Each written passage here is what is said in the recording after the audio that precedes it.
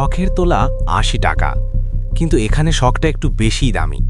কোটি কোটি টাকার সরকারি প্রকল্প, আর সেখানে অবৈধভাবে গড়ে উঠেছে পশুর খামার।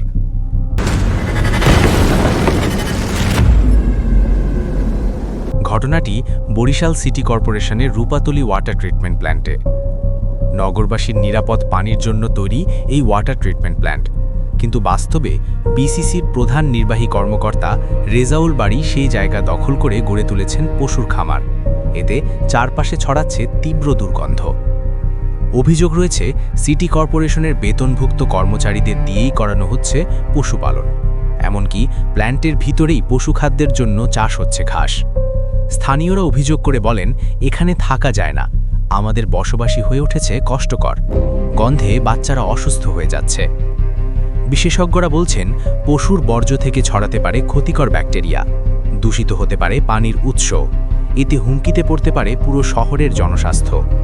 দেখছি কয়েকটাই, গেটের ভিতর তো যাই না, আমরা ওই ছাদে বই দেই আমার বাসা। আপনারা দেখেন ওই আমার বাসা ছাদে বই।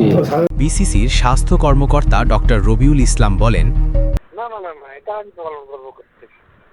এইটা আমাদের এই প্রধান নির্বাহী কর্মকর্তা স্যার পালন করছে।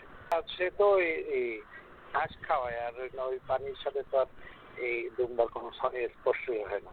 তার দেয়া তথ্য মতে আমরা বিসিসির প্রধান নির্বাহী কর্মকর্তা রেজাউল বাড়ির কাছে জানতে চাইলে তিনি ক্ষিপ্ত কণ্ঠে বলেন, হ্যাঁ, কি বিষয় বলেন? ভিতরে কে কি পালন করে ওটা কি আপনার কি খবরের জিনিস? মানে এটি কি কোনো খবর জানার মতো কিছু? কে ছাগল পালে, ভেড়া পালে, এটা আপনারা কি করবেন?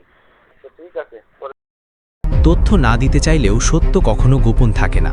সংবাদকর্মীর সাথে তার এমন আচরণেই ফুটে ওঠে অপরাধের চিত্র। বরিশাল জেলা পরিবেশ অধিদপ্তরের সহকারী পরিচালক কাজী সাইফুদ্দিন বলেন, পরিবেশ দূষণ হয় যদি এরকমই হয়, তাহলে আমরা অবশ্যই ব্যবস্থা গ্রহণ করবো। না, এটা যদি হয় আমরা কঠোর আইনের ব্যবস্থা গ্রহণ করবো। যদি হয় তথ্য প্রমাণে যদি হয় যে ওরা করছে, তাহলে আমরা ব্যবস্থা গ্রহণ করবো অবশ্যই। পরিবেশ অধিদপ্তরের আশার বাণী তো শুনলাম, চলুন এবার শুনে আসি বিসিসির প্রশাসক অ্যাডভোকেট বিলকিস আক্তার জাহান শিরিনের প্রতিক্রিয়া। ঠিক আছে, আমি একটু খোঁজ নিয়ে দেখি যদি এটা হয়, আমি খুব অল্প সময়ের ভিতরে এটা নিয়ে যা করার আমি করবো। কোটি টাকার প্রকল্পে যখন শখের খামার, তখন প্রশ্ন একটাই, এটা কি শুধু অনিয়ম নাকি আরও বড় কোনো দুর্নীতির চিত্র? এখন দেখার বিষয় তদন্তে কি বেরিয়ে আসে, আর দায়ীদের বিরুদ্ধে আদৌ কোনো ব্যবস্থা নেওয়া হয় কিনা।